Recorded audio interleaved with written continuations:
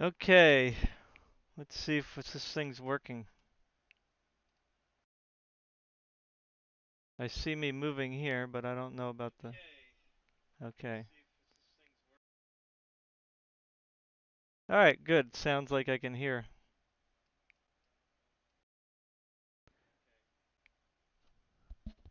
I'll try to talk as loud as I...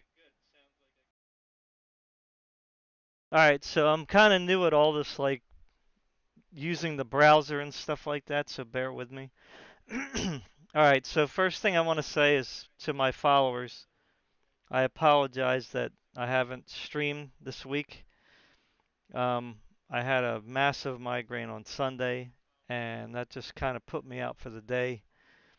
Thank God I was able to get some medication Sunday, which I injected, you know, because that's how I take it. Um, so that usually takes a few days to work. Um, but today I have some more head pressure kind of building up, so I'm not sure if I'm going to get another one. I hope to God not.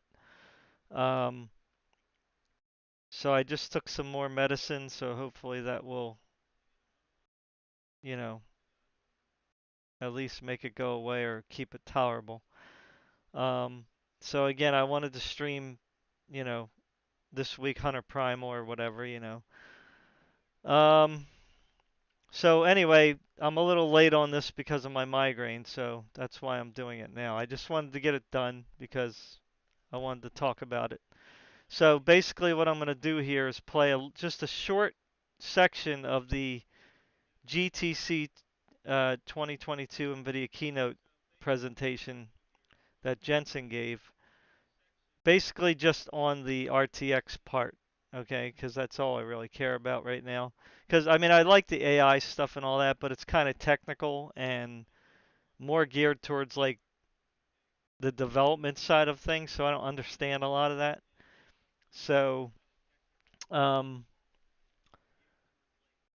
yeah, so you know, it won't be terribly long, but I mean, it's going to be a little long because you know I'm going to talk about some stuff, and hopefully I can remember what I wanted to talk about. You know, but when I get my head pressure, sometimes my thinking is a little off, so forgive me. All right, so I'm gonna try to get up this browser thing because I don't, again, I'm not used to doing it, so hopefully I do it right. So I don't know how it's gonna look on the screen. Um, I have to wait a few seconds because there's a delay. So let's see if it worked. Oh, I have to turn it on. Sorry. Boom. I think it's on now. Um, it's supposed to go full screen, right? Hopefully. Okay, let's see if it goes full screen. See, I don't know if it does it automatically or what the deal is. Like, see, like okay, it's not doing it automatically. So see that kind of, I don't know how to get it to, okay, whoops, wrong one. All right, there we go. So hopefully this is going to fix the problem. Alrighty, so I think I have it now.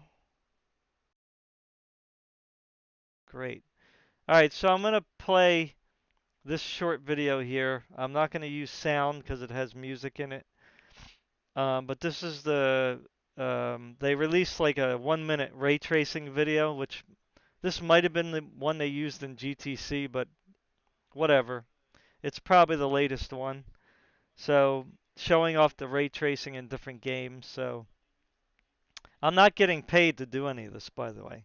This is just me expressing my thoughts, viewpoints, and opinions. All right, so here's the ray tracing video.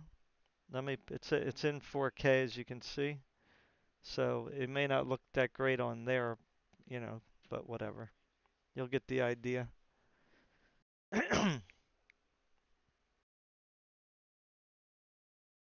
So Portal is getting ray tracing. Dark Tide. Cyberpunk's getting an upgrade as well. That should look beautiful.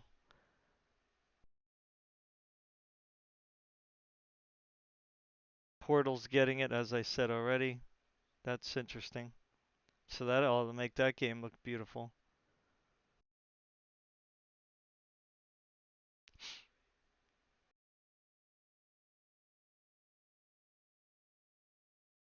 And then this game, which I forget the name of that one, Spider-Man Remastered has ray tracing. I don't know about next gen. It might be getting DLSS 3.0 and the new RTX implementation, hopefully. All right, so that's it then. So that's all for that one. So let me minimize this. All right, so I'm basically gonna like listen to the keynote, which is basically the first 20 minutes, I guess. So, I'm probably gonna pause as I listen to it. So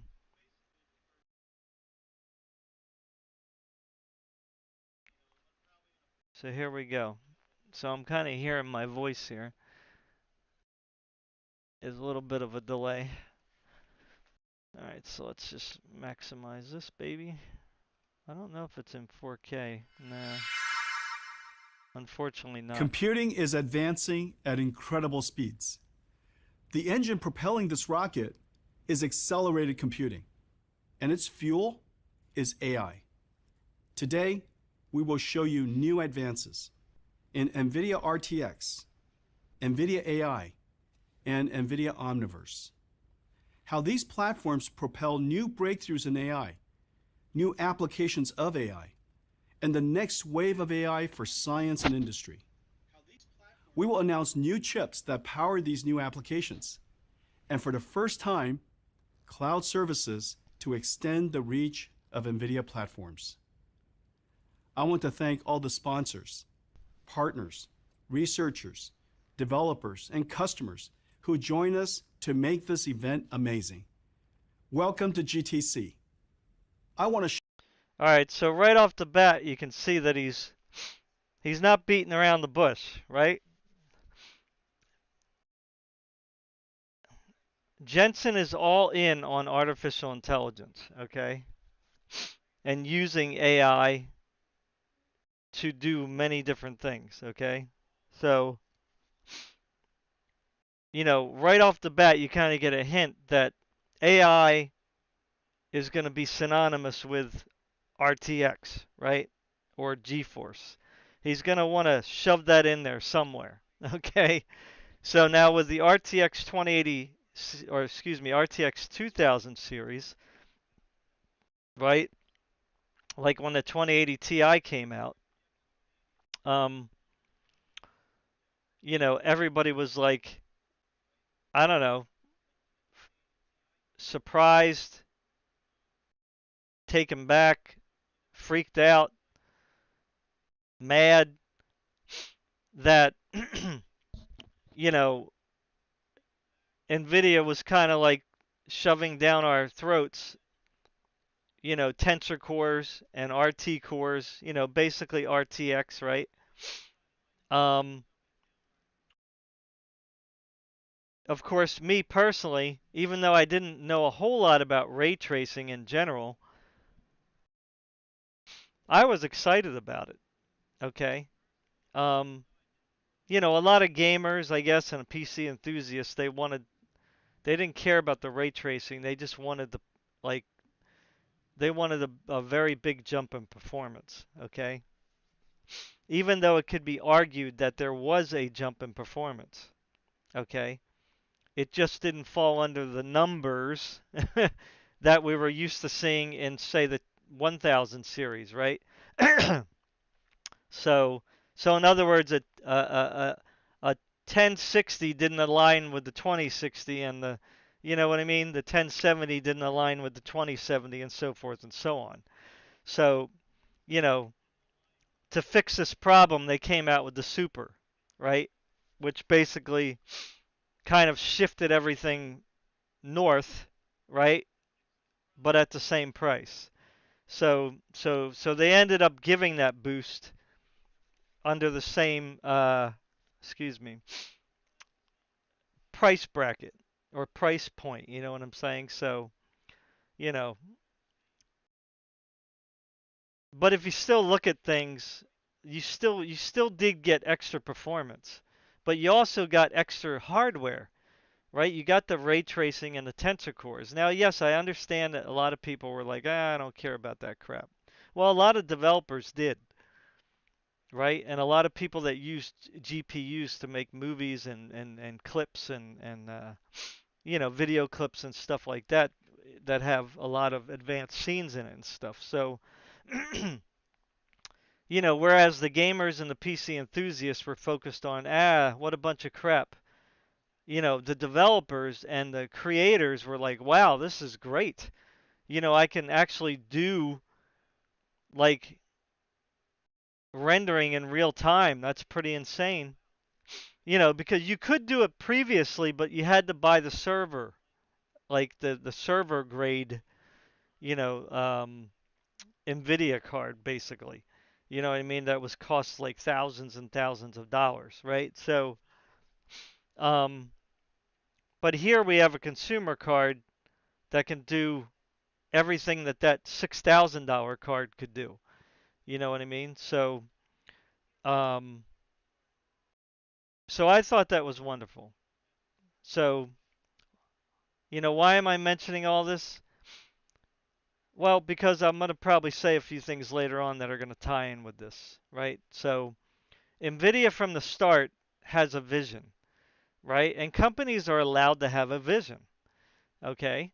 So, everybody gets mad that companies do this or do that, and it's like, well, I didn't want them to do that. Well, you're not the company, right? You're not the one running the company. You're not the one investing millions and billions of dollars in research and development to try to create technologies, right? So I understand the grievances, but I mean, at the same time, a company can do whatever they want. If you don't want to buy the product, then don't buy the product, right? You have AMD to go to, right? If you don't want to buy Nvidia cards, it's not like you don't have another choice, you know. So, but all the data that we have right now, or at least some of the data we have right now that we can access, points to a lot of people are really happy with Nvidia cards over AMD. So if you look at all the surveys and stuff, a lot of people have GTX cards and RTX cards.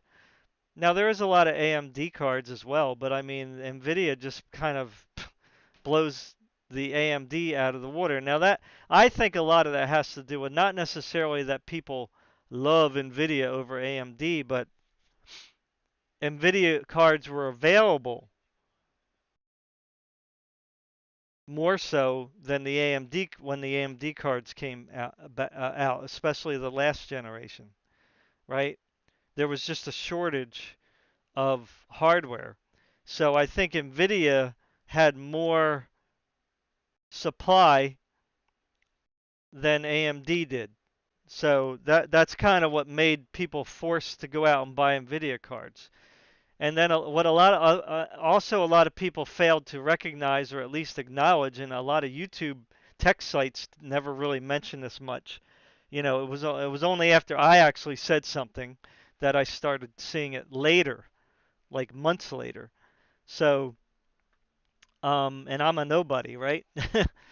Is that a lot of the OEMs got a lot of video cards from Nvidia and AMD. And of course, AMD and Nvidia weren't talking about this, and obviously the tech tubers were not talking about this much either. All they kept talking about is, oh, the crypto miners, they took everything. Well, I don't know if they really did take everything, because when I was got my Alienware, right, I was looking at Falcon Northwest and Alienware and all these other companies that make PCs, and they all had video cards available when you couldn't buy one from Nvidia or AMD or any other MSI or Asus or EVGA. When they were all like dry, I could go on Falcon Northwest or any of these PC builder sites, and they had cards. If you wanted a PC, they had a card for you. So that was one of the reasons why I got my Alienware, because I wanted the 3090. So, and I didn't want to pay $3,500 for an RTX 3090.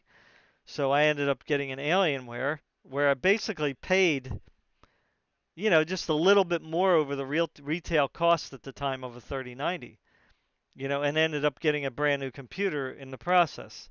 Now I paid for the computer, the whole computer, basically what the 3090s were going for on the the resellers market, right? So I paid about 3,500 for my PC.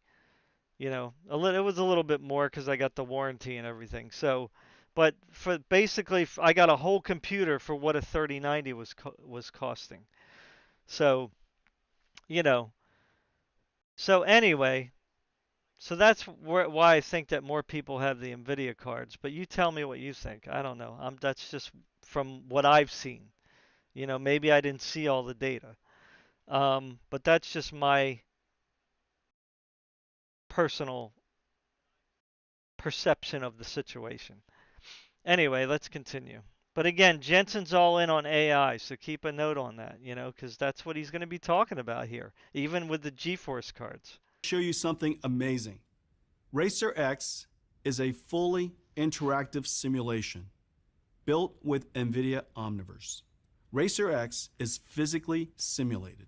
The lighting, reflection. I'm playing this part because this is pretty awesome, especially for developers or modders who want to like reauthor games, right? Or remaster games. Like you can use this to do it and even add stuff to the games that weren't there previously and not have to go through like, a ton of like development hours, you know what I mean? This kind of will help speed up the process, at least by what Jensen's saying.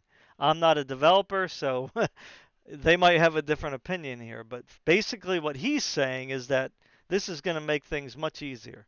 And refractions are ray traced. Nothing is pre-rendered and baked in. The parts and joints of the cars are individually modeled. Their physical properties affect driving dynamics. Things in the environment are not static props, Crap. but rigid bodies. Sorry, I thought I put this on. I thought I put my face on top. Which I did, but I don't know why it keeps changing. So my apologies. I just noticed I wasn't there. Alright, so let's get back to this. Alright, so I'm there now. Body, cloth, and fluid simulations. Smoke, fire, and dust are volumetric simulations.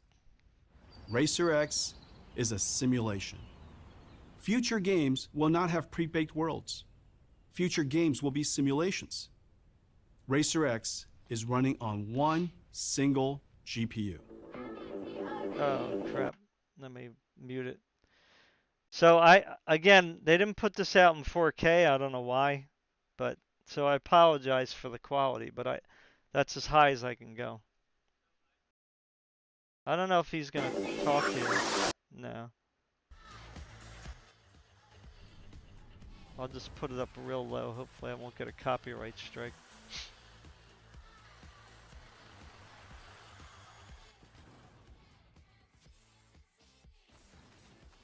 Anyway, I don't think you really need to see this because he's not talking the whole time. This is just like a demonstrating, like, you know, you can do all this like in real time and manipulate it in real time and add stuff in real time. And all the ray tracing and lighting will just be put in automatically. Let me tell you how we did it. We introduced the programmable shading GPU nearly a quarter of a century ago. GPUs revolutionized 3D graphics and created a medium with an infinite palette for artists. At SIGGRAPH 2018, we launched Nvidia RTX, a new GPU architecture that extended programmable shaders with two new processors. RT cores accelerate real-time ray tracing. Tensor cores process matrix operations central to deep learning. RTX opened a new frontier for computer scientists, and a flood of new algorithms have appeared. A new era of RTX neural rendering has started. Okay, so let me say another thing here while while it's on my mind. You know, when Nvidia brought out RTX,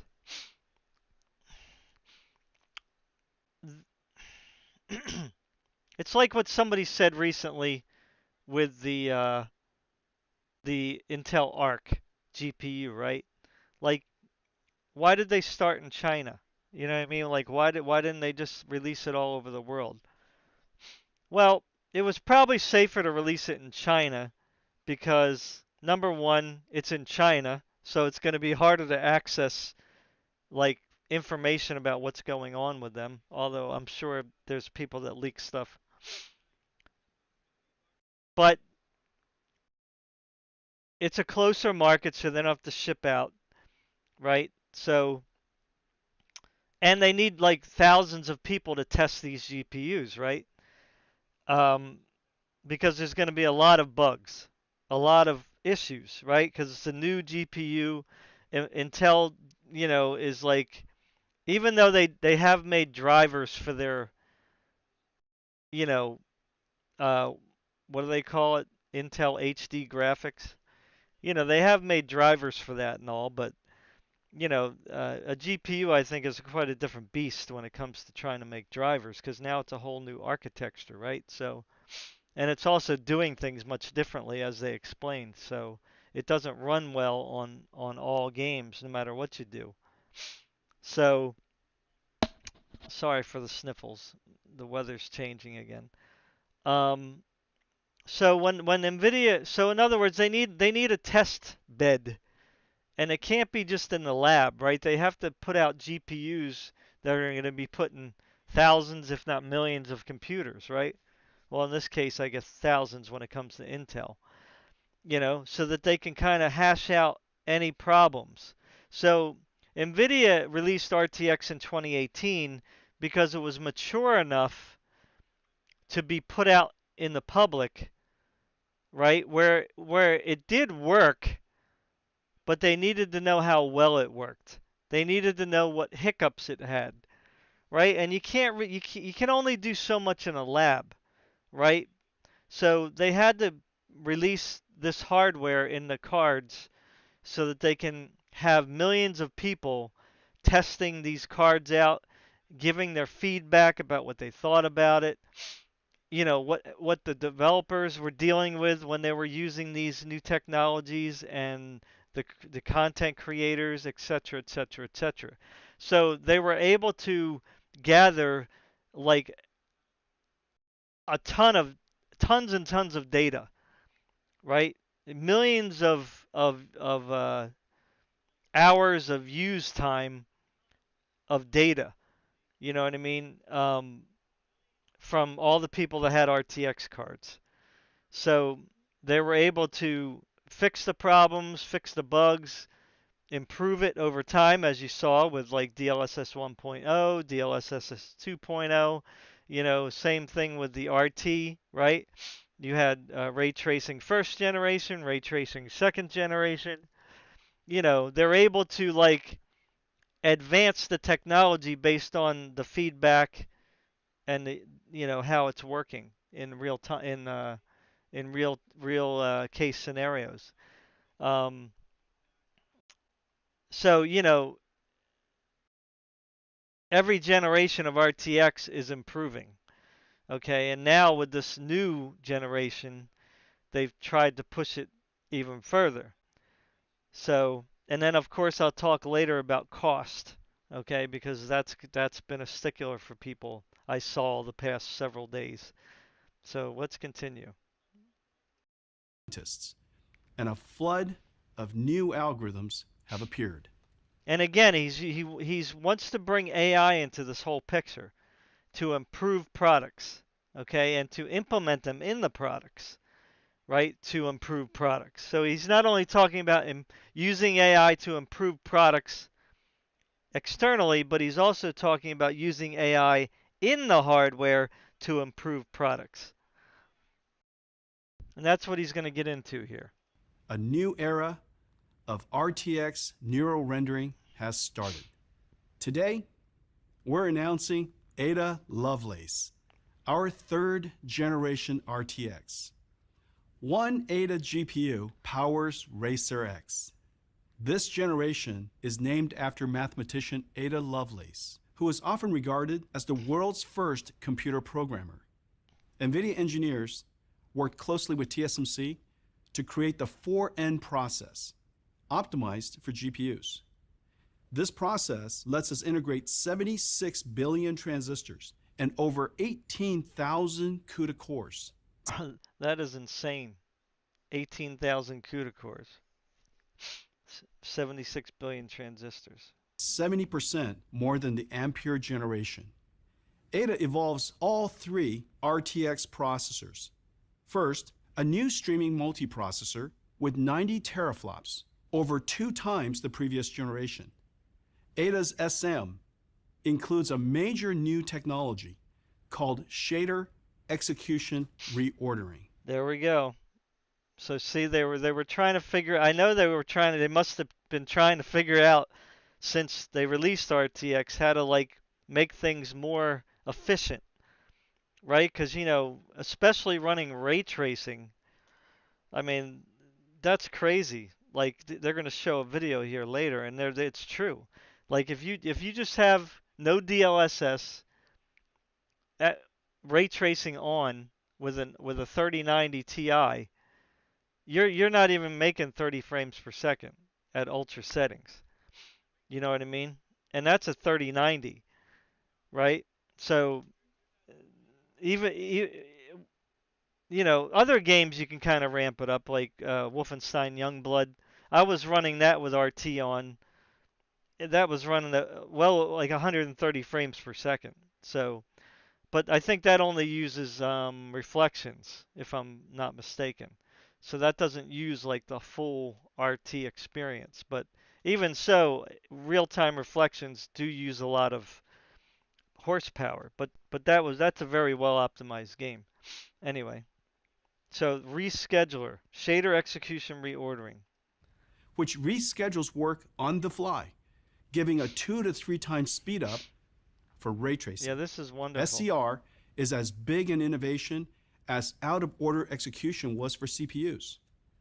Second, a new RT core with twice the ray triangle intersection throughput, and 2 important new hardware units. A new opacity micromap engine speeds up ray tracing of alpha test geometry by a factor of 2 times. And a new micromesh engine which increases geometric richness without the BVH build and storage cost.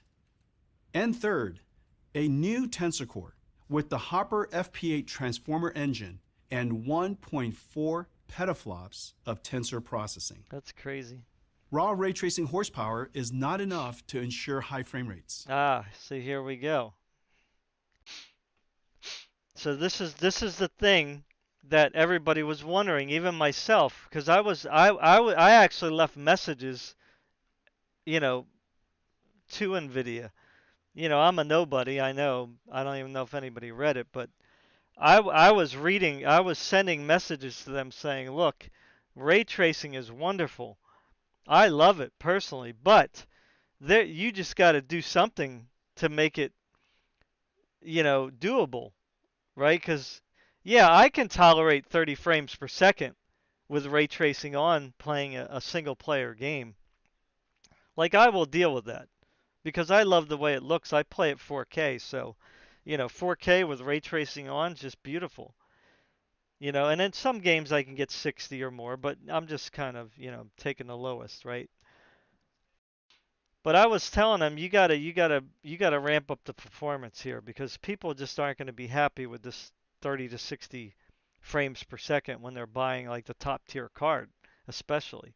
You know what I mean? With the money they're paying for these cards, you got to do something. So obviously they were working on something in the lab. So here is the fruits of their labor. Ray tracing is notoriously hard to parallelize because rays bounce in every direction and intersect surfaces of various types. Yep. GPUs are highly parallel and most efficient when processing similar work at the same time. Ray tracing workloads lead to different threads processing different shaders or accessing memory that is hard to coalesce or cache. Shader execution reordering, SER, improves execution efficiency by rescheduling shading workloads on the fly to better utilize the GPU resources. We're seeing up to 2 to 3 times increase in ray tracing and 25% in overall game performance. So I saw some people on YouTube. Can I borrow $2,000? That's funny. Hey Thomas. Um, yeah, there were some people on YouTube complaining that for some reason they weren't getting 4 times the performance in games. And I don't remember Jensen saying 4 times the performance in gaming. He said 2 times, like in general performance, and then here he's saying 2 to 3 times in ray tracing, but here he's saying 25% in game performance. So I don't know where they're getting that 4 times from. So you know, and you won't need 2K, Tom, as you'll see later on in the video, right? The 4080 is not going to be $2,000. So anyway, let's continue. Like accelerated computing, But even what he just said now, that's not going to be enough, right? So they're going to implement even more stuff using AI here. So this is where it kind of is all coming together, right? Yeah, it would be nice. I'm going to try to get my hands on a 4090. I'm going to have to make payments on it, but um, good luck with that, right? All the resellers are going to computer buy graphics them. is a full stack challenge. Breakthroughs require innovation in architecture and design, as well as algorithms. For example, Nvidia's RTX GI uses ray tracing to do real-time multi-bounce indirect lighting. RTX DI uses ray tracing to do direct illumination from millions of lights, casting shadows from all lights. See, I like this technology. Like, I don't know why there's people hating on it. Like, this is cool. You know what I mean? This is what I've been like hoping for 20 years or more. You know, and ever since I played Half-Life, and had 3D environment with the nice 3D sound. I was like, man, I can't wait till games become more realistic. RTX DI is used for emissive surfaces, such as billboards, TV screens, neon tubes. NVIDIA real-time denoisers is a spatial temporal denoising technique that takes an incomplete ray-traced image and infers the ground truth. I don't know if you're still listening, Tom, but I don't know how you feel about PayPal, but what a lot of people don't understand about PayPal is that, well, I don't know if it's because I've had it for a while that they let me do it, but I can get on PayPal. I can use PayPal to pay for something, and they'll let me pay in payments. Like, I don't know why. I didn't have to do any kind of credit check as far as I remember. But and they'll even let you do monthly payments if it goes over a certain amount. Now I don't know if like you have to do something first, like say buy something small, like I don't know, whatever, buy like a hard drive or something, and then make payments every 2 weeks, right, until you pay that off, and then do that like twice, and then maybe after that you'll build up confidence with them, and then they'll let you do the monthly payments for something very expensive, because they were going to let me do that because I was going to buy a new laptop and some other stuff from my a computer upgrade to upgrade my old computers, and they were going to let me like make payments on like $2,000. Like I just had to pay like once a month for like till it was paid off. So if you don't can't afford, quote unquote, to pay a lump sum, but you can afford to do like a monthly thing, check out PayPal. I don't know why they let people do it, but they do. Reducing the number of rays needed. And DLSS, Deep Learning Super Resolution, is one of our greatest achievements. Ray tracing requires insane amounts of computation. Yep. Each frame of a CGI movie takes hours to render. Hmm. We want to do this in real time. Nvidia RTX opened the world to real-time ray tracing. Now, some people might say this is hyperbole. He's exaggerating, but I don't think he is this time. I think he's trying to be more on point this time, right? Oh yeah, the paper launch. Yeah, I hear you, man. And I'm glad you got the money. That's wonderful. So you can get on. Make sure if you didn't already, get on Nvidia website and then tell them to notify you when the cards are available. Of course, everybody's going to be notified at the same time, and the site's probably going to crash like it did last time. So I don't know. I hope you can get in queue, especially since you got the money. RT cores do BVH traversal and ray triangle intersection testing, which saves the SMs from spending thousands of instructions on each ray. But even with I like this part and the AI part that he's going to talk about later with trying to like increase frame rates. This is good that they're bringing all these different things together finally to work together to increase performance. RT cores, frame rates were too low for games. We needed another breakthrough. Oh, yeah, that's true. You're right about that. Yeah, the live stream. I'm glad you reminded me of that. Enter deep Thank you. learning. DLSS uses a convolutional autoencoder. By the time I got the notification anyway, it was like too late. So I can I definitely believe you on that one.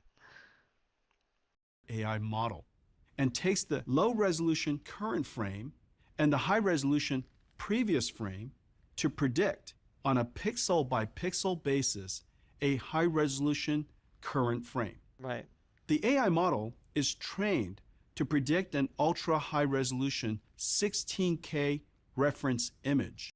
Now, see, this is why why Jensen has been like AI, AI, AI, AI, AI, AI for the past several years. Like that's all he talks about, right? Because they've been using AI, and we knew this already, but I mean to a very high extent, like to improve their technology. You know what I mean? So even I think even AMD mentioned somewhere that in the development of their RDNA, whatever it is now, RDNA 2 or 3, I don't even know what number they're at now. They were using AI to improve the product. You know what I mean? Their products. The difference between the predicted and reference image is used to train the neural network. The process is repeated tens of thousands of times until the network can predict a high quality image. Ada introduces DLSS 3, a new AI that generates entirely new frames rather than just pixels. That's crazy. Right? It doesn't just fill in, but it's going to like create a new picture on its own. That is pretty amazing, especially considering the speed that it will have to do it, right? So that there isn't like like super bad latency. You know what I mean? DLSS 3 has 4 components: a new optical flow accelerator, game engine motion vectors, a convolutional autoencoder AI frame generator, and our reflex super low latency pipeline. DLSS 3 processes the new I think this is why people get turned off with with Nvidia with Jensen because he throws all these terms and you're like going, just show me the performance. You know what I mean? I kind of like listening to this even though I don't really understand half of what he's saying. I mean, I get the basics of what he's saying. That's why I won't watch the rest of it. I mean, I did already on my own, but I'm not gonna do commentary on all the other stuff because it's just like developers talk. new frame and the prior frame to discover how the scene is changing. The optical flow accelerator provides the neural network with the direction and velocity of pixels from frame to frame. Pairs of frames from the game, along with the geometry and pixel motion vectors, are then fed into a neural network that generates the intermediate frames. DLSS 3 generates entirely new frames without processing the graphics pipeline, boosting game performance by Oh, up to here it four is. Four times. times. Okay, so here's where he says the 4 times. But notice he doesn't say 4 times. He says up to 4 times. Right? So people are like on YouTube going, "Where's the 4 times performance that Jensen was talking about?" Well, he says up to. So he's not lying if like 1 or 2 games will get 4 times more performance, right? I mean, that you're not lying, right? It's you're talking about a spread here, right? Um, so the other thing that I wanted to mention about this, it says DLSS 3 generates entirely new frames without processing the graphics pipeline, boosting game performance by up to 4 times. So this is where the tensor cores and the other new things that they're adding there that he just mentioned previously come together to do separate work so that the other parts of the GPU, the main part, doesn't have to work hard. So this is what I was hoping they were going to finally do, put those tensor cores to work, because it just didn't seem like they were really working with the ray tracing, the RT cores right. Like there was just some kind of disconnect there. Where it was like you had the regular GPU CUDA cores, then you had the RT cores, then you had the tensor cores. They were all working separately, and then it was kind of like being all smacked together at the end, and that was like causing a performance hit. So here they're kind of getting things to work, independently but parallel with the GPU, which is good. Over brute force rendering.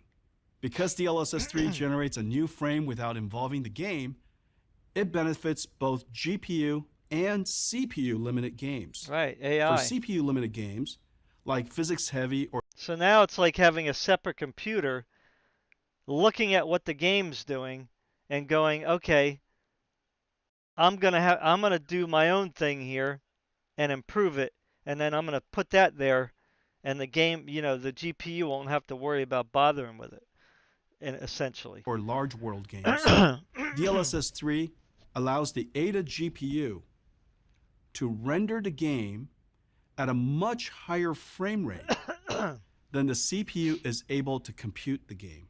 Right, because now that it's taking all that load off the actual, I guess, CUDA cores or whatever. So the AI part is actually doing a lot of work now, which is like, finally.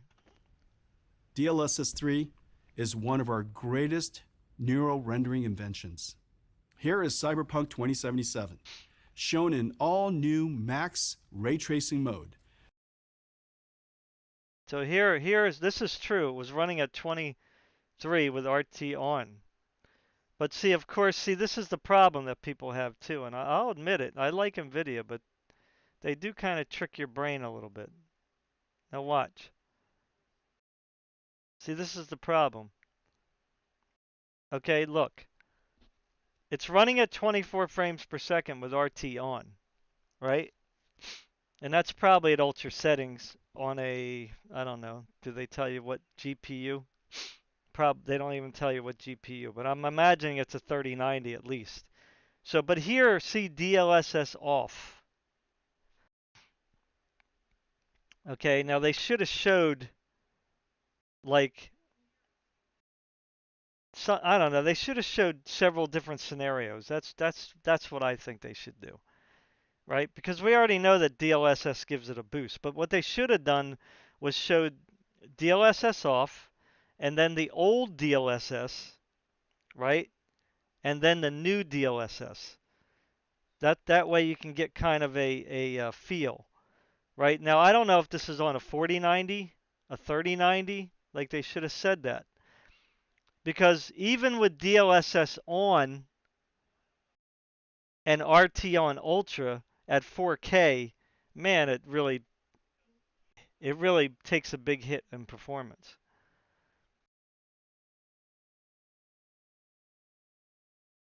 So here is DLSS 3 RT on, but again, they're not telling us the video card or anything. So that kind of sucks. So, but just assuming that this is on a 3090, although I guess it can't be because DLSS 3 I don't think works on a 3090 yet. So this has to be a 4090. So I don't know, I mean, this is good frame rates if it's a 4090. It would be better if you got these frame rates on a 4080, because $1,500 to get 97 frames per second, that's not good. Because with my 3090 playing Cyberpunk at 4K with RT on Ultra with DLSS enabled, I still only get like 50 frames per second. So, I mean, this is a big jump. Going from 50 to 90, that's like almost double. So he is right about the 2 times about performance. But I don't know. I mean, I guess I'm happy with this. If a 4080 can do this, then that would be great. I think that would be perfect. If a 4080 could do this 97 frames with DLSS 3, then that's a win. But again, we have to see. Of course, the graphics suck because it's Our not in graphics 4K. into the future. CPU limited games. Whoops. DLSS 3 is one of our all new calculations. Here is Cyberpunk 2077. Here is Cyberpunk 2077, shown in all new max ray tracing mode with SCR and DLSS 3. Ah.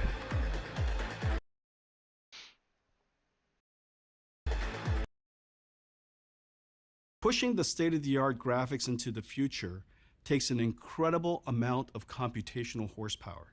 In a modern game like Cyberpunk, we run over 600 ray tracing calculations for every pixel just to determine the lighting. That's crazy. That's a 16 times increase from the time we first introduced real-time ray tracing 4 years ago.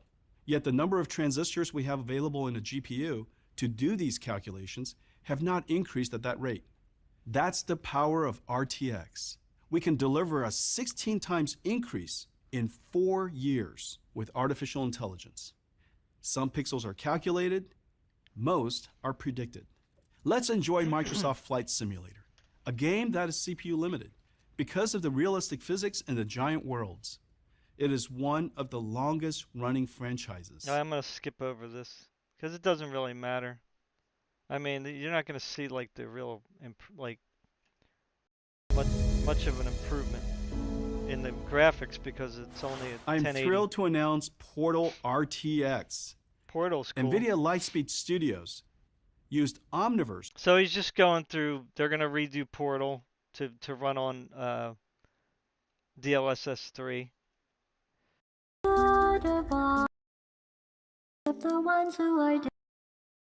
Welcome to the Aperture Science Computer Aided Enrichment Center. Cake and grief counseling will be available at the conclusion of the test. The Enrichment Center. Just turn that off just in case.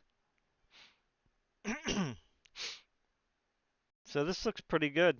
I mean, I put RTX on Minecraft. My kids play Minecraft, and man, Minecraft looks so much better with RTX on. We Portal with RTX is a mod. We did it with Omniverse. Modding is a massive culture. Everyone is a creator.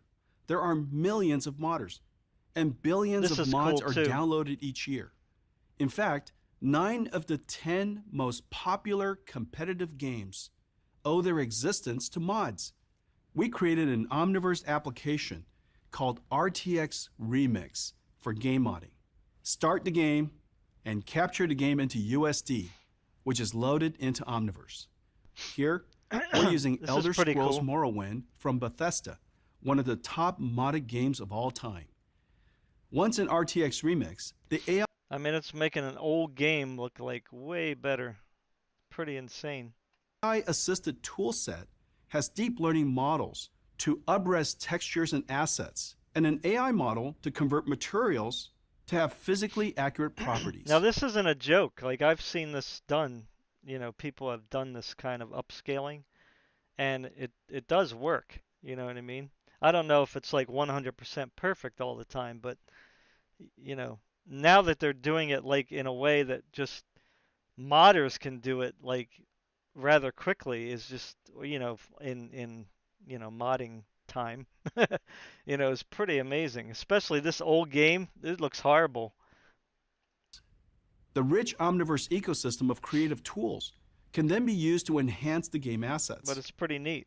When done, export the RTX mod pack and play the game with the RTX renderer. That's pretty nuts. It looks way better. I gotta turn off the music.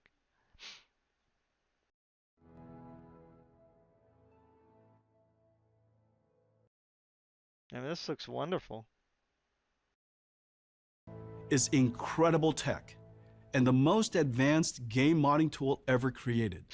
Portal RTX and RTX Remix will be available shortly after ADA launch. Oh, modders are gonna go RTX crazy with neural this. rendering algorithms run on programmable shaders, RT cores. Because a lot of modders had to upscale everything. Again, I'm not saying that I know how all this works, but I remember modders when they did the textures and stuff, when they redid textures, they had to upscale all those textures, you know what I mean, to a higher resolution or whatever, if they didn't like redo them. And that took a long time, you know what I mean? So this looks like something that, you know, will cut down hundreds and hundreds and hundreds of hours of you know rendering time so that people can like redo or reauthor or whatever, mod their favorite old games, to look somewhat, you know more modern or better looking, like exponentially better looking. And tensor cores to create amazing images. The total processing throughput of ADA is a massive leap over the Ampere generation, and the performance shows. For rasterized games, ADA is up to 2 times faster, and it's 4 times faster for ray traced games. All right, so this is where I think people are kind of also misunderstanding. RT cores and tensor cores to create amazing images. The total processing throughput of ADA is a massive leap over the Ampere generation, and the performance shows. For rasterized games, ADA is up to 2 times faster. Okay, so here's where I think people get mixed up too. So rasterization is 2 times faster. Up to. Remember that term, up to, the phrase up to, right? So it's not saying that all games are 2 times faster in rasterization. It's saying up to. Same thing with the ray trace. It says 4 times faster. They probably should have put up to, because that's what he said previously. So that was probably just a mistake, in the people that put the text up here, right? So they're talking about like ray tracing performance. right? Now, 4 times may not mean 4 times the frame rate, right? Because that's what I think people might be thinking. 2 times the frame rate. I think they're just saying ray trace performance, which is quite different than rasterization performance, right? As he explained earlier, okay, a little bit. So, you know, what are you gonna do? and it's 4 times faster for ray traced games. Ada is incredibly energy efficient, over twice the performance at the same power compared to Ampere, and you can really push Ada. We've overclocked Ada past 3 gigahertz in our Bam! This is probably what shocked a lot of people, right? Because my 3090, now again, they're not saying which one. They just said we pushed Ada past 3 gigahertz. Well, which one, Jensen? You're being very vague here. Are you talking about the 4090 Ti, the 4090, the 4080? Are you talking about like a workstation card that costs $6,000? So they're not really telling us here. So I do agree that's one of the things that irks me. But I have a 3090, right? And it is very, very hard. Like I pushed it the farthest I could push it, and that's like unlocking all the performance I could in my computer. I got it up to 2055 or somewhere around there, gigahertz. Okay, or mega 2000 whatever it is, 2.5 gigahertz or not 2.5, 2.05 gigahertz. So 2055 megahertz. Okay, so and that was like just becoming unstable at that point. Okay, so my card runs its best under 2 gigahertz. Okay, and that's a 3090. Okay, so here they're saying that they were able to overclock Ada past 3 gigahertz. Now that could be a low end card, or that could be the high end card. So now they're saying that they basically went from 2 gigahertz, which was about their average before, to now 3 gigahertz. I mean, that is quite a leap. And overclockers are going to go nuts with this card. So that might even make it harder, Tom, if you're still um, watching, to buy the card, right? Because all the overclocking enthusiasts out there are going to be rushing to get this thing, and put like all kinds of custom coolers on it and stuff. So, I don't know. We'll see. But man, that's really amazing. So that's one of the reasons why they can probably get so much performance, because they're now able to push this thing, way beyond what they were able to push the previous generation. labs. RTX reinvented graphics. Now Ada is paving the way for future games to be fully simulated worlds like Racer X. Today we're announcing our highly anticipated Nvidia Ada Lovelace GPU. Here it is. The GeForce RTX 4090. Nvidia engineers push technologies on every front. All right, so the 4090 is going to be $1599, and I don't know why anybody would be surprised that it's that price. I was telling people in like YouTube chats and stuff that Nvidia is not going to sell the cards cheaper than the previous generation. It's just not going to happen. Okay?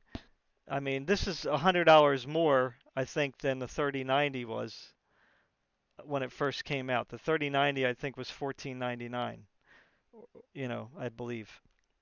So this one is a 4090. It's $100 more than the previous generation upon release. So, of course, I wish that the cards were cheaper. I mean, $1,600 is a lot of money. But this is not your gamer's card, right? This is a, you know, uh, person who does creativity stuff, right? So This is for creation content creators and developers. But nonetheless, I would hope to get my hands on one.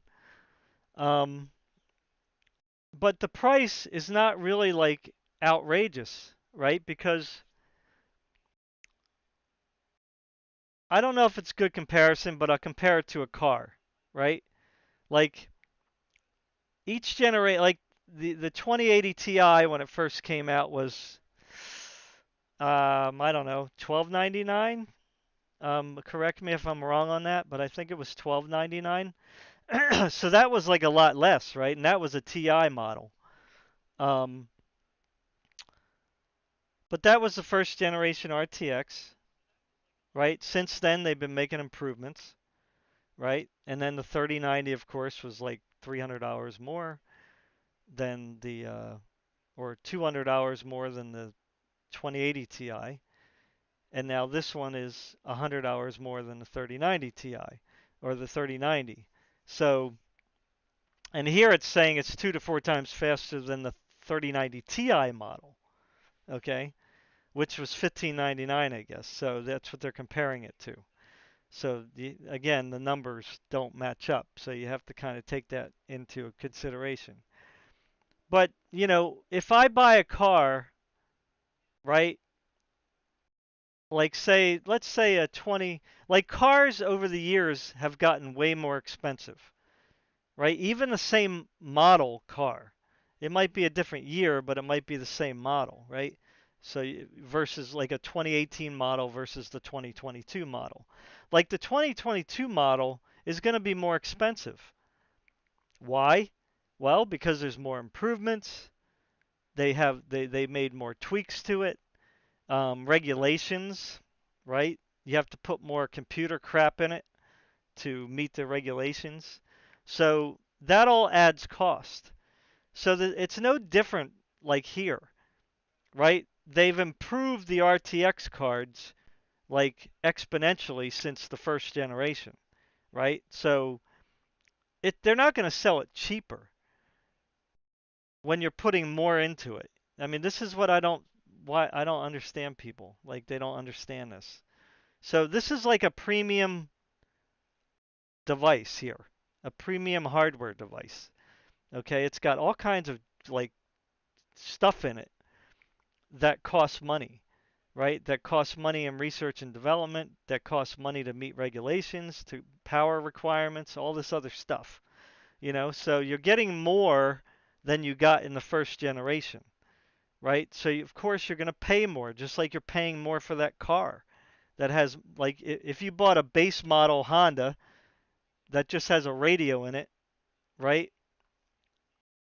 And no computer screen or anything like that, you're gonna pay cheaper, right? But if you get the model that has the power windows, the power locks, you know, the power seats, the computer screen that has the Bluetooth hookup and all that stuff, well, of course you're gonna pay more. And this is why AMD cards shouldn't cost as much as Nvidia cards. You know what I'm saying? I think AMD is doing more of a disservice by charging as much as they do for their cards because they don't have all this crap in it. You know what I'm saying? They're using like software algorithms which don't work as good as hardware. That's just the way it is. Anyway, so that's my spiel on the whole cost thing. Do I want it to be cheaper? Of course, but that's just not reality. New SM with shader execution reordering. New RT core with opacity micromap and micro mesh engines. New Tensor core with FP8 transformer engine. And a pixel processing But I do want to know your thoughts on the price and on the price of the 4080 as well. 300 TOPS optical flow accelerator for DLSS 3. Overall, 4 times more processing throughput. Compared to the world's reigning GPU champion, the 3090 Ti. Right. 4090. Not comparing it to the 3090. They're comparing this to the 3090 Ti. Is 2 times faster on Microsoft Flight Simulator, 3 times faster on Portal RTX, and 4 times faster on RacerX. The GeForce RTX 4090 The new heavyweight champ is 15. It's funny, like he always says that. Like AMD hasn't even brought out their card yet, and he's like saying, "We got the best card." 99. Available October 12th. And he's The right. GeForce RTX 4080 comes Now this is weird. It comes in 16 and 12 gigabyte versions. So are they going to be the same price? You know what I mean? I think the 16 gig is going to be the higher price one. I'm guessing. in 16 gigabyte and 12 gigabyte Oh versions. wait. Oh wow. Okay, so the 4080. Oh right, the 4080 16 gig is going to be $12.99. Wow. Or $11.99. But I think the lower version is only going to be like $7.99. Let's see. 4080 is 3 times the performance of 3080 Ti on Racer X. Again, see, they're comparing it to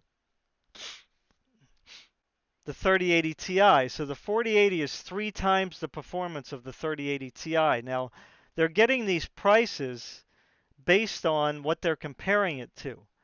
So the 3080 Ti was $11.99, right? Yeah, that's true. I wish he was back. Right? So this is what people are getting their panties, you know, tight. Okay, so this makes sense what he's saying. It's just confusing because I don't know why they just didn't call it a 4080 Ti, right? That would have just been better. And then they could have came out with like a 4080 Super and a 3090 Super or 4090 Super, right? So they should have just called it a 4090 Ti and a 4080 Ti and compared them to those cards previous. See, this is what people again get so upset about. You're comparing the 4080 to a Ti model, and that's for some reason screws up people's heads. But it doesn't. It makes sense because they're saying it's 3 times the performance of a 3080 Ti for the same price. You see? And it's got 16 gigs. So you're getting more VRAM, 3 times the performance at the same price. So see, that's a win. And then I think the 12 gigabyte model he's going to say is 4080 $7.99. starts at 8. Okay, $8.99. So that is a lot, right? That is a lot. But how? But is he going to say how fast it is? 99. The best gaming platform in the world just got better. Our 30 series, starting at 329, are the best GPUs in the world serving mainstream gamers. See, that's weird too. Like, why did they say that? RTX 4090 and RTX 4080 GPUs, starting at $899, deliver the ultimate performance to enthusiasts. The 8. Okay, see, this is weird. Like, this is that's an odd statement. So does this mean that they're not going to make? Yeah, I don't understand why they did this. Are they going to be making 30 series cards and 40 series cards at the same time? I think they made a mistake here. They had to have. Because this is very confusing. I think it's supposed to say 40 series starting at 329, but somebody just didn't do their homework here. I don't know. Serving mainstream gamers. But anyway, I would imagine that the RTX 4080 model, that's 12 gigs, if the 4080 Ti model is 3 times the performance of the 3080 Ti, then I'm guessing that the RTX 4080 model is going to be 2 times the performance of the 3080. So, if the 4080 is 2 times the performance of the 3080, then are you okay with the $899 price tag for a 4080 12 gig model? RTX 4090 and RTX 4080 I'm going to get into GPUs, specs starting in at a minute. $899, deliver the ultimate performance to enthusiasts. Okay, so see, this is really weird. Like, So maybe they're not going to make any low-end 44,000 series models. Maybe they're going to continue to sell these because they have such a high stock, right? And just keep these models for the high end. I mean, it kind of makes sense because if everybody wants that 5 nanometer, which is what I think this is on, then you're going to have a shortage again. So maybe they're going to continue to make these 30 series cards, which again is weird, um, and sell them at a little lower price than they were before, and then sell the high end stuff in the 4000 series models. That's kind of what they used to do back in the day, didn't they? They kind of had two, like a 5000, a 500 series, and a 600 series at the same time. You know, of course they were scaled differently, but um, you know, where the higher number, say the 600 was the better model and the 500 was the lower model. The Ada Lovelace generation advances all three RTX processors, the engines of neural rendering. Ada is a quantum leap for gamers and paves the way for creators of. See, even in this picture, they have 4090, 4080, 3080. That's just really crazy, right? That's nuts. So they're going to have both generations at the same time. Well, that might be good because it, these cards are probably going to go down in price. And maybe they're doing that to stick it to AMD. You know what I mean? Because that's really going to put AMD in quite a situation, right? Because if they're only selling their 7000 series cards and Nvidia has 3000 series cards sold cheaper and the 4000 series cards, which are their champion cards, at 2 times and 3 times the performance of previous generations, that's going to be hard to compete with. Fully simulated worlds like Omniverse.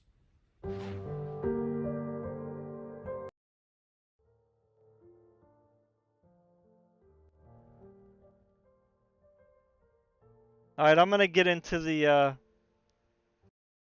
other specs now. Whoops, darn it, I don't want a commercial. So I'm going to get into the blog, okay? So I found this site here, which of course I put the link down below so that you can maybe, if you want to read through all this stuff. So this was updated recently, as you can see.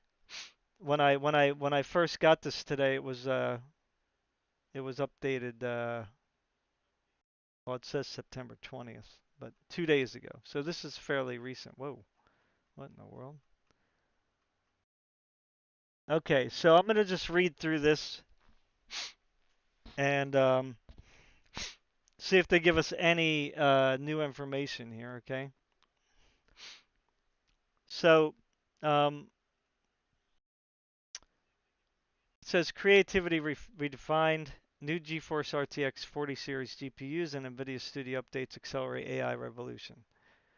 Next generation ray tracing and tensor cores plus dual AV1. Oh, look at that. Interesting. So they do have AV1 support. Huh. That's sticking it to Intel, I guess.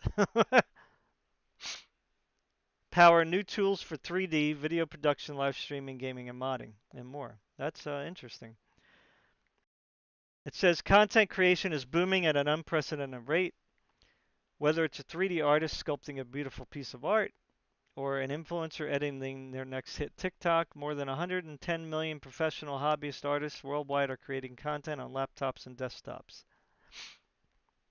NVIDIA Studio is meeting the moment with new GeForce RTX 40 series GPUs, 110 RTX accelerated apps, as well as a Studio suite of software. Validated systems, dedicated studio drivers for creators, and software development kits to help artists create at the speed of their imagination. All right, so let's get down to some of the stuff here. I should have got up the spec sheets. I'm sorry about that. All right, the new GeForce RTX 4090 brings a massive boost in performance. Third generation RT cores, fourth generation Tensor cores, an eighth generation Nvidia dual AV1 encoder, and 24 gigabytes of Micron G6X memory capable of reaching 1 terabits a second bandwidth. Wow. The GeForce RTX 4090 is up to 2 times faster than the 3090 Ti model. The GeForce RTX 4080 comes in two variants, 16 gigabytes and 12 gigabytes, so creators can choose the optimal memory capacity based on their project needs. Now here they're saying something a little different, which is weird. The RTX GeForce 4080 16 gig is up to 1.5 times faster than the 3080 Ti, whereas in the presentation it's set up to 3 times. So there's a discrepancy there.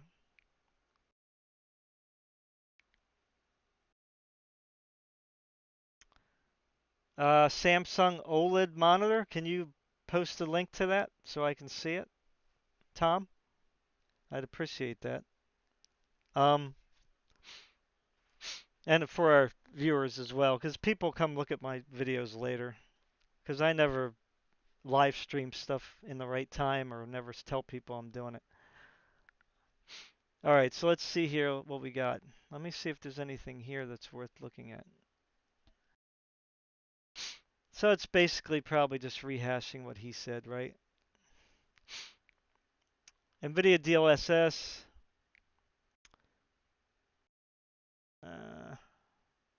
Today we are excited to announce DLSS 3.0, next generation in neural graphics combining DLSS super resolution, all new DLSS frame generation, and NVIDIA Reflex.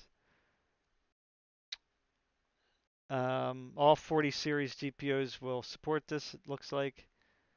35 games already adopted the DLSS 3.0, at least at this time.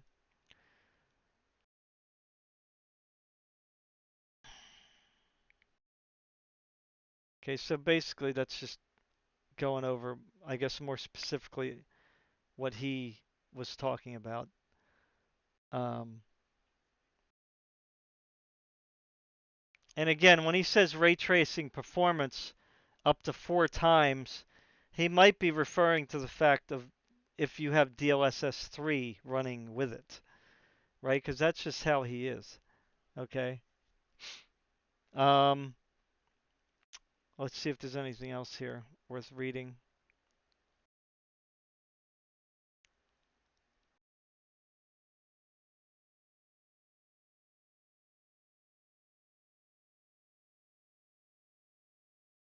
Faster renders with GeForce RTX 40 series. So if any of you care about this stuff, I don't know if you're going to be able to see it. Let's see. Yeah, a little bit. So if you use any of these things, Autodesk, Blender, Cycle, Redshift, it's telling you that, boy, they use the same color. They use green, which is not really the best. So the 4090 is 1.8 times faster than the 3080, or there's 1.8 times more performance or rendering than the 3080 Ti.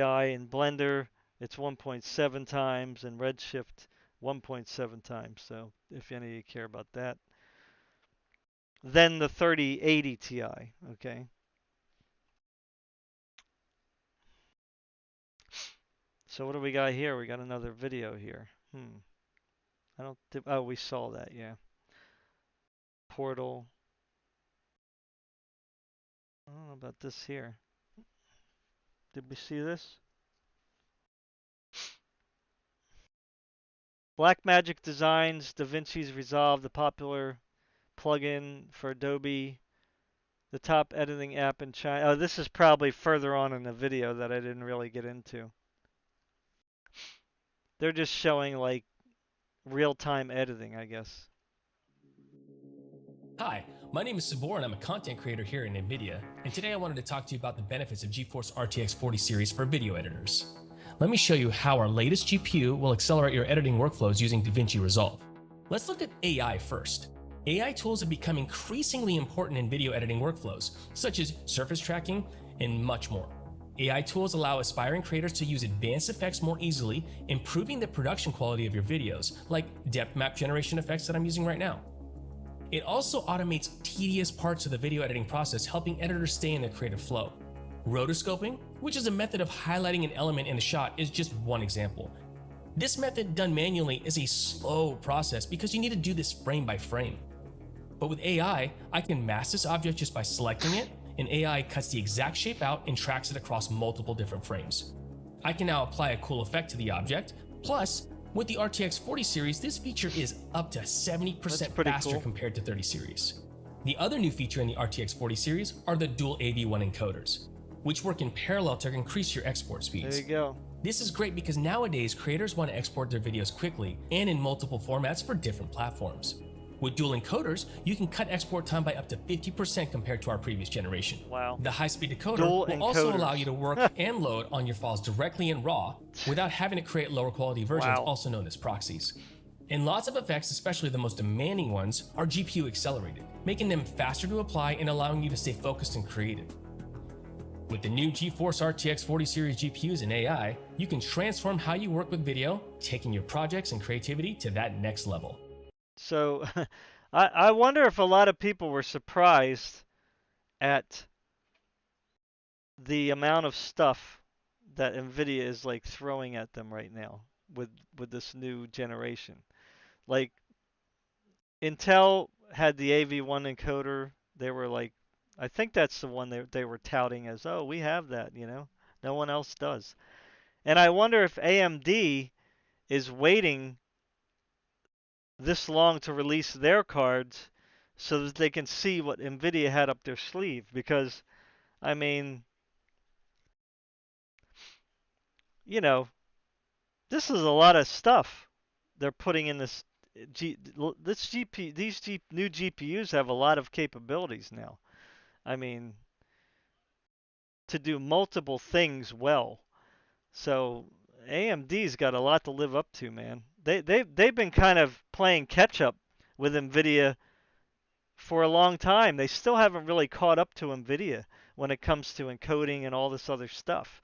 You know, AI and DLSS, and I mean they're just like basically throwing a software, you know, solution to say, oh, we have ray tracing. Oh, we have AI algorithms we can use. You know, but again, it's not. They're using the horsepower of the GPU, which it takes a hit in performance, right?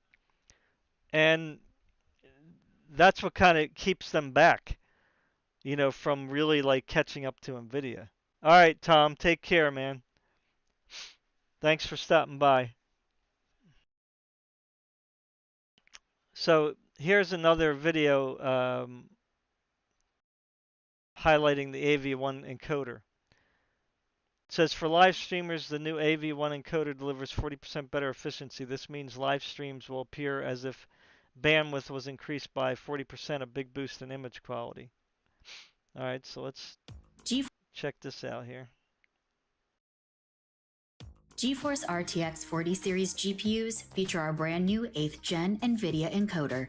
Now with support for AV1, RTX 40 series provides a new level of experience for streamers and viewers.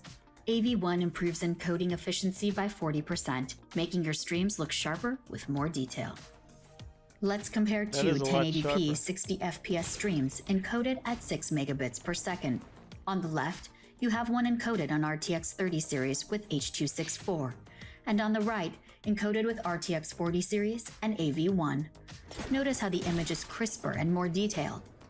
And on a scene with movement, the new AV1 encoder retains higher quality and a noticeable reduction of artifacts. AV1 will enable streaming at higher resolutions. Set at maximum bitrate for Twitch partners of 8 megabits per second and streaming 1440p with H.264. Wow. The image quality degrades, as you can see on the left. With AV1, however, you can stream 1440p and the image looks amazing. Take your streaming to the Very next nice. level with GeForce RTX 40 series GPUs and AV1. Wow. I hope I can get my hands on a 4090. Or even a 4080 Ti, I think would be, I mean, I guess I would be satisfied with that. It's got the 16 gigs.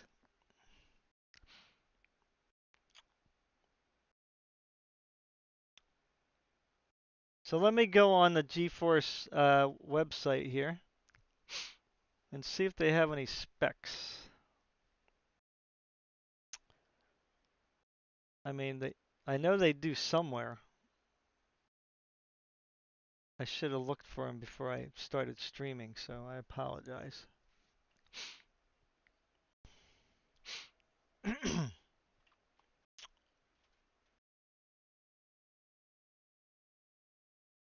Hmm.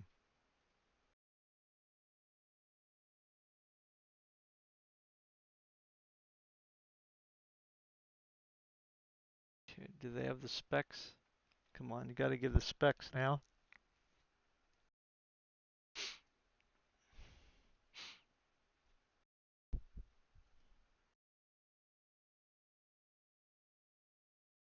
All right, so the 4080 is coming in November, unfortunately.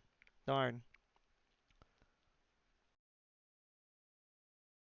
4080's in November. October 12th, the 4090. But let me see if I can get the, they're not, oh wait, here we go. Specs, okay, duh. Sorry, like I said, my brain is not working right today. So, performance, again, you know, they're showing basically what they showed at the place.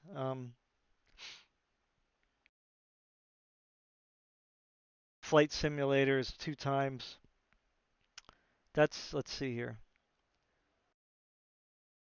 It just says on for RTX 40 series card. Oh, 4090, here we go. So 4090 versus 3090 Ti. Microsoft Simulator is about 2 times faster. Warhammer 40,000 is a little over 2 times faster. Cyberpunk 2077 with the new RT Overdrive is up, you know, they're saying 4 times faster. This is with a 12900K with 32 gigs of RAM. And that's with, I'm assuming that's with DLSS on. Yeah. 4K, high game settings, DLSS super resolution. Oh, this is not with ray tracing? Yeah, it has to be with ray tracing because it says RT Overdrive here. Or is this just DLSS?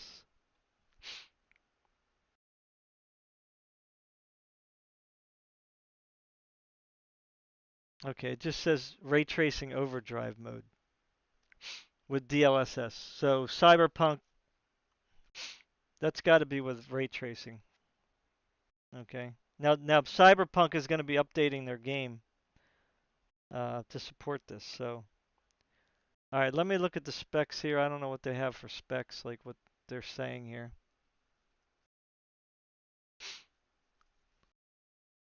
All right, so this is the 4090.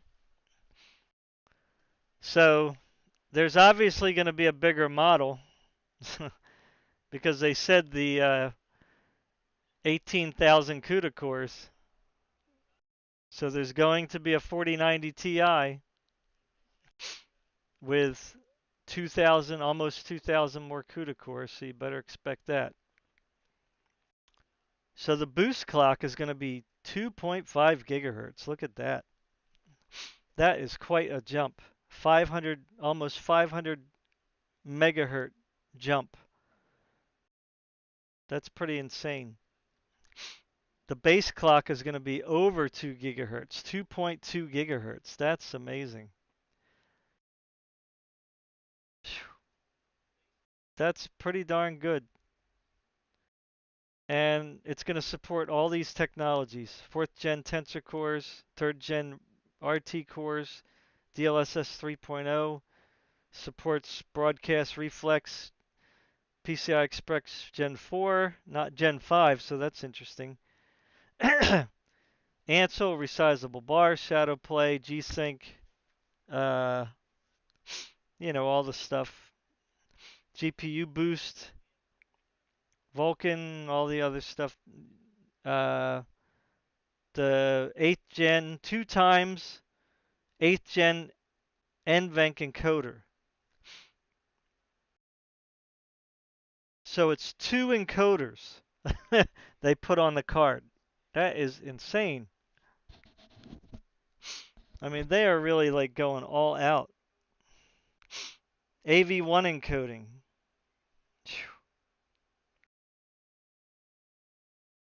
I mean, they're just like really sucking it to the competition. Now here it says a minimum power supply, 850 watts. It's a 450 watt card. So that's pretty, that's a lot. That is a lot. 3 times 8-pin cable connector, but there's an adapter in the box. Or a 450 watt or greater PCI Express Gen 5 cable, whatever that is.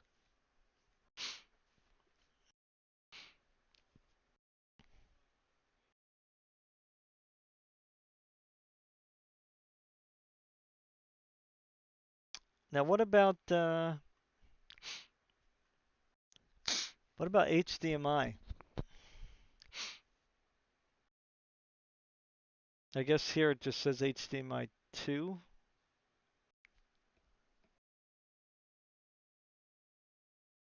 It says supports up to 4K 12-bit HDR 240 hertz. Wow. With a DisplayPort 1.4a cable plus DSC. I'm not sure what that is. Up to 8K 12-bit HDR at 60 hertz with DisplayPort 1.4a plus DSC. Or HDMI 2.0 plus DSC. I don't know what a DSC is. Supports 4K 120 hertz HDR 8K at 60 hertz HDR and variable refresh rate as specified in the HDMI 2.1a spec. I mean, I can zoom this up a little bit, I guess. I don't know if it'll work in the stream here.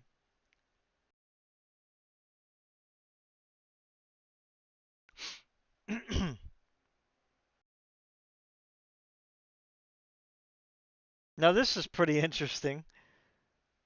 This is crazy.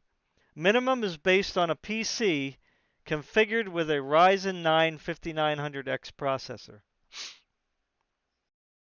So they didn't even use an Intel-based system.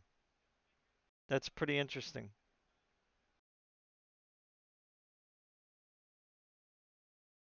The above specification represent this GPU as incorporated in the NVIDIA's Founders Edition or reference graphics card design. Clock specification is applied while gaming with medium to full GPU utilization. Graphics card specifications may vary by add-in card manufacturer. Please refer to the add-in card manufacturer's website for actual shipping specifications. So there you go. Now the 4080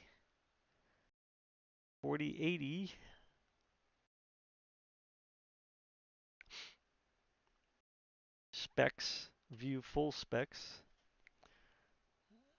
So, wow, what a difference. Okay, that's a big difference. So the 4090 has 16,000 CUDA cores.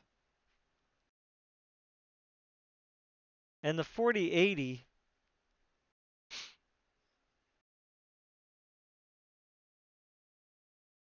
has 6,500 less on the 16 gig model, and even less on the 4080 model, 12 gig. So there's going to be another one. There's going to be a 4080 Ti. So there's definitely going to be a 4090 Ti, and there's definitely going to be a 4080 Ti. Because, I mean, you got 7,000 CUDA cores difference between the 4080 and the 4090. That's like insane. So there's definitely going to be a Ti model here.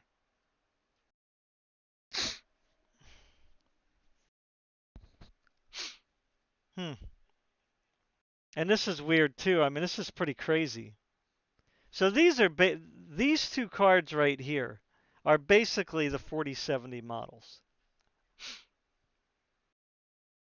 I mean, that sounds weird to say, but they're right in line with like this one's in line more with a 4070, right? Because what did the 3070 have? Oh, here it is here.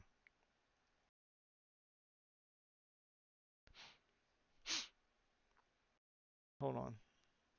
Let me do it individually. So let's check that 3070 Ti. Where is it? They don't have the specs. Sorry for the okay, compare specs. All right, wow. Okay, view full specs. All right, so this is going to be kind of. All right, so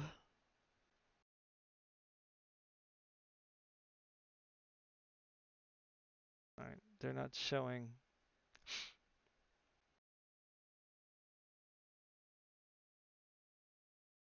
I want to see the specs. All right, so okay, so I was a little off there. Okay, but anyway, the 3080 had respectively 8,900 CUDA cores for the I guess 16 gig model, I'm assuming, and 87 for the whatever it was, the 12 gig.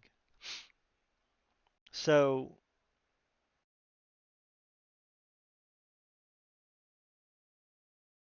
the 4080 16 gig has 9,600, and the 4080 12 gig has 7,000 something, like 79 or whatever it was. Hmm.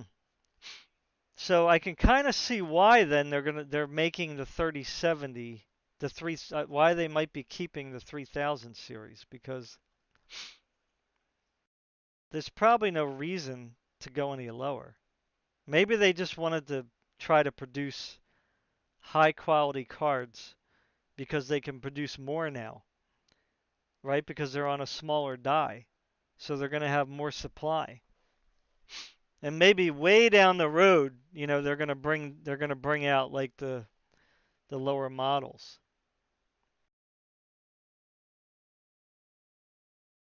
Hmm, interesting.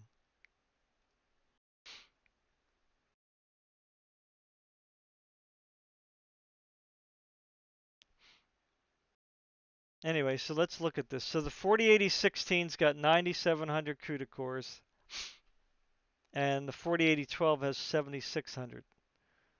So that's 2000 CUDA core difference. That's quite a difference.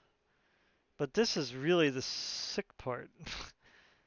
The 4080 12 gig is only on a 192-bit bus.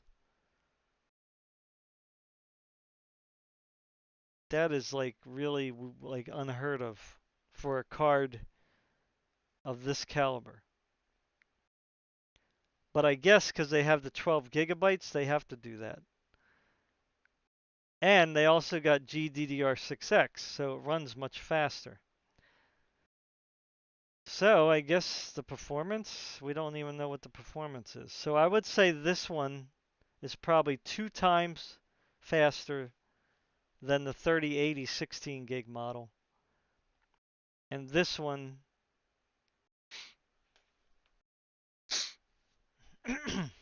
I don't know if it's going to be 2 times faster.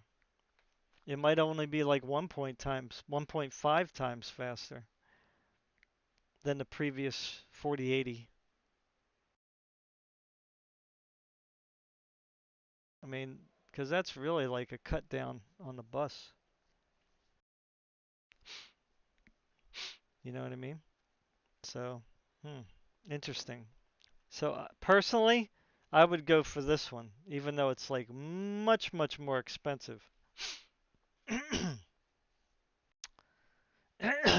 But that's $1,200. It's a lot of money. This one's $899, which is still a lot of money. But if it's 1.5 times faster than the original 3080, then you're basically paying for that 0.5 times more performance and all the other up-to-date crap, double encoder, because this also has the 2 encoders. So you're still getting the same stuff inside, except for the, you know, amount of VRAM and the bus size. And of course, the 4080 12 gig is clocked up higher. That's clocked up to 2.6 gigahertz. That's pretty amazing. So I guess that's where they got that extra performance from as well. So I don't know. It's looking pretty good. I mean, overall, the prices are a little probably what people don't want, but what are you gonna do? So anyway, um,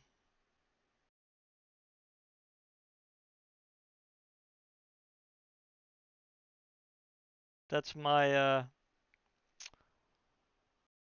thoughts on all this. So tell me what you think.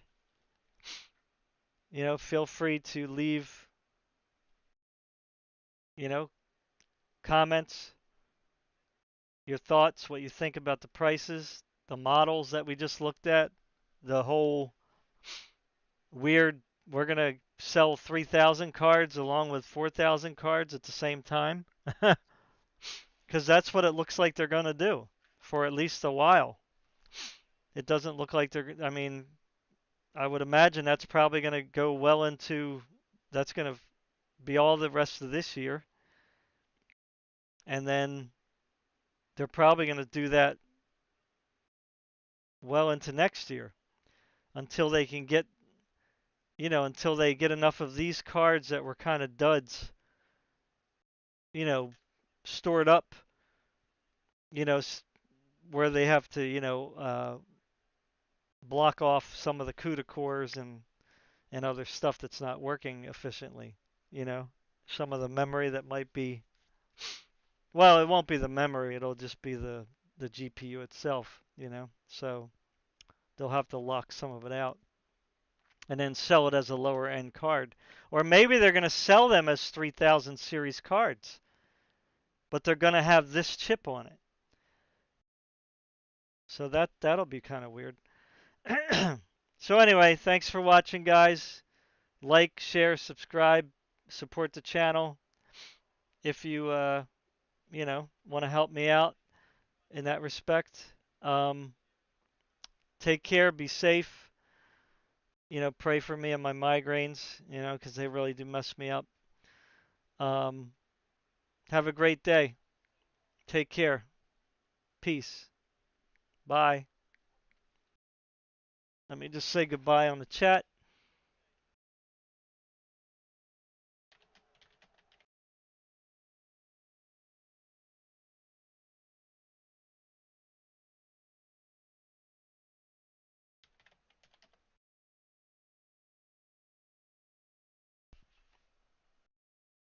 Peace.